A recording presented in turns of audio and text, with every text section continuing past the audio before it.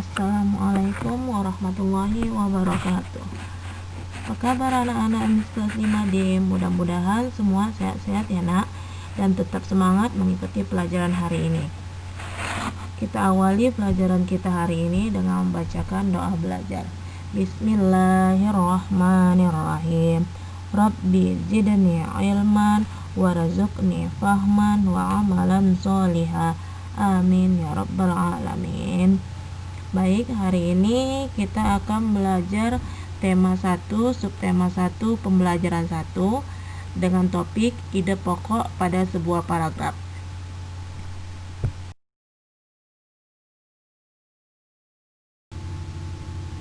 Oke. Kita belajar hari ini tentang ide pokok paragraf. Ada yang sudah tahu apa itu ide pokok? Ya, ide pokok itu adalah menunjukkan inti dari penjelasan dalam sebuah paragraf. Jadi apa inti dari paragraf itu? Menceritakan tentang apa paragraf itu, itulah ide pokok paragrafnya. Fungsinya untuk apa? Fungsinya itu adalah sebagai pokok, patokan, atau dasar acuan suatu paragraf. Di mana itu kita bisa temukan?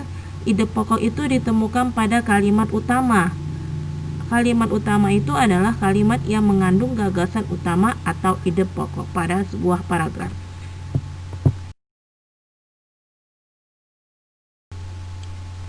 Baik, tadi Ibu sudah menjelaskan apa itu ide pokok pada sebuah paragraf, kalimat utama, jenis fungsinya untuk apa. Sekarang kita masuk ke materi berikutnya, yaitu jenis-jenis paragraf. Jenis paragraf itu ada 3. Yang pertama, paragraf deduktif. Paragraf deduktif itu adalah paragraf yang kalimat utamanya terletak di awal paragraf. Yang kedua, paragraf induktif. Paragraf induktif itu adalah paragraf yang kalimat utamanya terletak di akhir paragraf. Dan yang ketiga, paragraf campuran. Paragraf campuran itu adalah kalimat yang kalimat utamanya terletak di awal dan di akhir paragraf. Oke, sampai di sini ada yang ingin ditanyakan? Silahkan.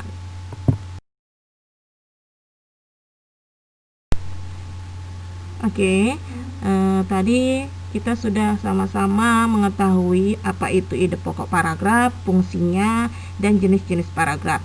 Sekarang kita akan melihat contoh dari paragraf deduktif. Bagaimana cara menentukan kalimat utamanya atau ide pokoknya dari sebuah paragraf deduktif. Kita perhatikan paragraf berikut ini. Jahe mempunyai banyak manfaat. Tanaman ini sering dijadikan bumbu dapur. Selain itu, jahe sering dijadikan minuman penghangat tubuh. Jahe dapat ditanam di pekarangan rumah sebagai apotek hidup. Dari paragraf itu, inti dari paragraf itu adalah tentang tanaman jahe. Tanaman jahe itu mempunyai banyak manfaat. Maka dapat kita tuliskan bahwa ide pokok paragraf itu adalah jahe mempunyai banyak manfaat. Kalimat jahe mempunyai banyak manfaat itu terdapat di awal paragraf. Maka paragraf tersebut disebut sebagai paragraf deduktif.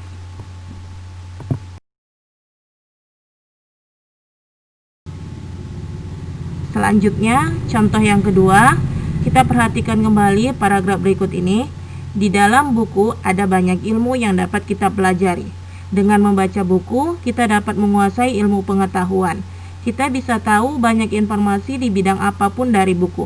Jadi, memang tak salah jika buku dijuluki sebagai gudang ilmu.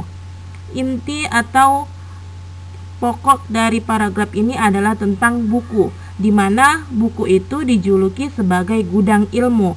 Maka dapat kita tentukan bahwa ide pokok paragraf tersebut adalah, jadi memang tak salah jika buku dijuluki sebagai gudang ilmu. Kalimat tersebut terletak di akhir paragraf, sehingga paragraf ini disebut sebagai paragraf induktif.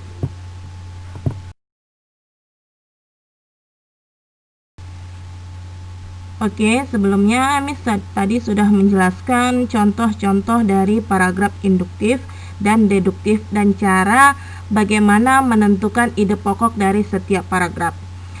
Sekarang kita akan kerjakan latihan di buku LKS, yaitu di halaman 4 bagian B.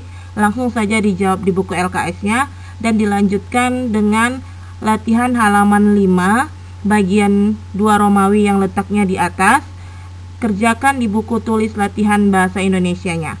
Jika ada yang ingin ditanyakan, silahkan tanyakan langsung atau japri ke nomor Miss ya. Oke, sampai di sini dulu materi kita. Baik anak-anak Miss semuanya, kita sudah selesai untuk pelajaran bahasa Indonesia hari ini dengan topik ide pokok pada sebuah paragraf. Mudah-mudahan semuanya semangat belajarnya dan mengerti dengan apa yang Miss sampaikan. Oke, sampai di sini dulu pelajaran kita hari ini. Kita ucapkan hamdalah, alhamdulillahirabbil alamin. Assalamualaikum warahmatullahi wabarakatuh.